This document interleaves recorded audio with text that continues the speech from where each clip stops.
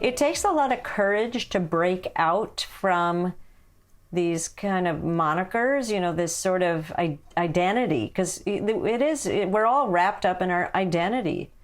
And so something that you have always identified as, it takes a lot of courage to say, wait a minute, in some way it's like when you're a kid trying to say, I'm not my parents, it's sort of like I've got to be able to push back and say, I need to find my own way.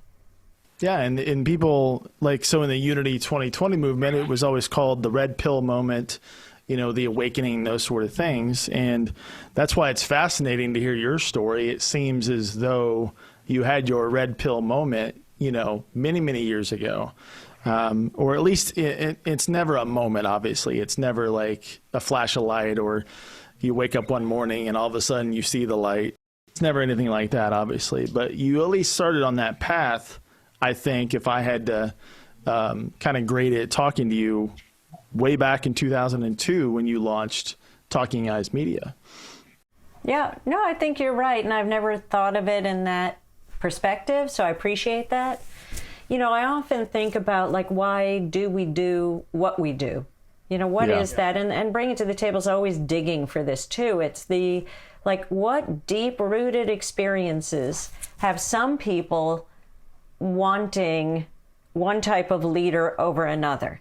What has some people upset with immigrants and others defending immigrants? What has some people, welfare, on and on and on down, down the chart? Why do some people have more faith in government, and why do some people have more faith in corporations?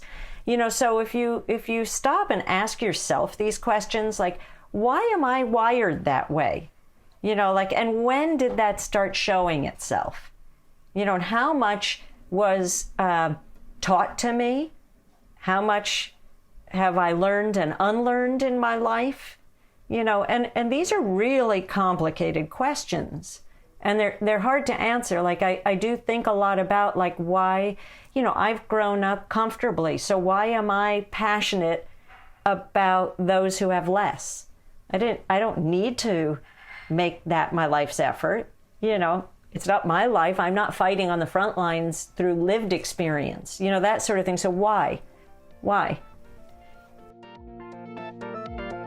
Thank you for watching the Unity Now podcast. We'd love to hear from you. Please comment below and follow along at unitynowpodcast.com.